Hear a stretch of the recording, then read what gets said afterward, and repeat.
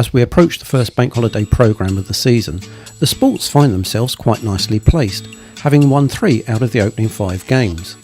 Now they have Ebbsfleet United at home, one of the fancied teams for this season. We caught up with Tommy Widdrington at a stifling hot training session as they prepared for this home game. Tom, thanks for joining us today. It's been a busy start to the season with 5 matches in something like 20 days.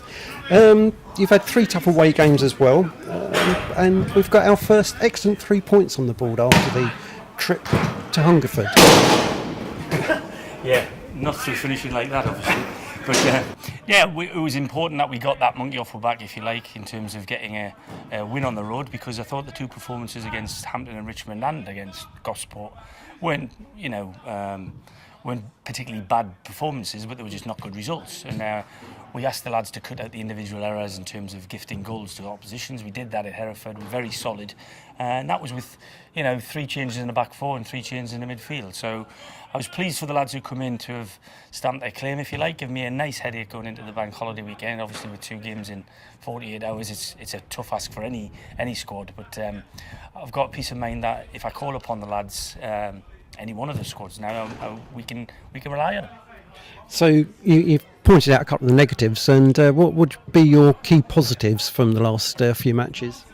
Well, obviously the points on the board is important. It's what we live and die by. So, to have got 2 wins back to back in the week, 1 at home and 1 away, it cements your confidence, if you like, in what you're doing. I mean, just because we lost 2 games on the road, I didn't throw the babies out with the bathwater, for want of a better expression. The players who I picked to win a game against Hemel were the players I picked that lost a game against Hampton. So they don't become bad players. They're just the results, dictate people's feelings and, anger sometimes, I think. But as the manager, I've got to make sure I try and keep as many of them as happy as I can. And it's very difficult because there's only 11 starting places.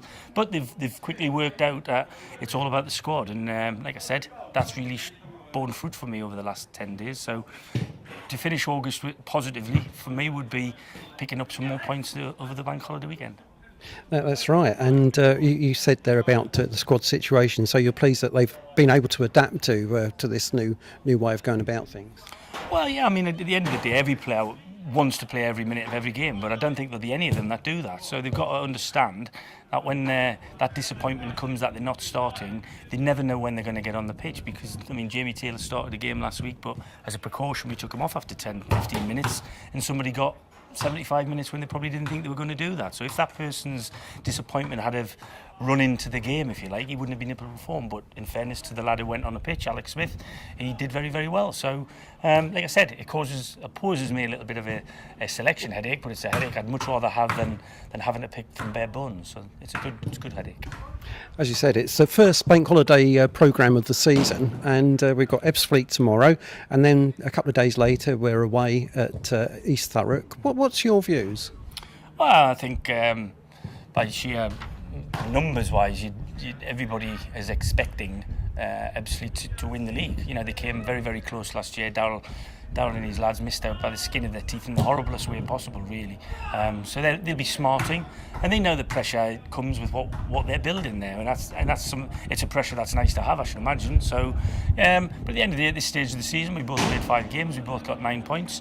If we both did that 8 times, we'd both have 72 points. But the world doesn't work like that. So at the end of the day, they're our next opponents, so it's our next opportunity to gain points on the board. And that's what we'll try and do. As for East Thurrock, quite honestly, we haven't thought too much about it yet, but we have to have half a mind on our own players to see who can turn around in 36 hours and perform as well again on the Monday. But we'll cross that bridge when we come to it, literally. Like I said, the more points we can take in the next 2 games, obviously the more positive everybody will be around the place. Is there any team news for tomorrow and Monday? Well, Ian and Mark Hughes missed last weekend, but they've both come through training this week, touch wood, without any ill effects, so these should both be available to pick.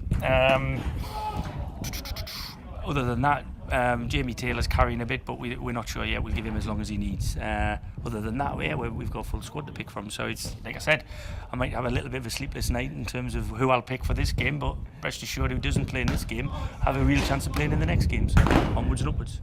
So it's a good way to have a sleepless night. Well, if there is a good way to have a sleepless night, it's that one.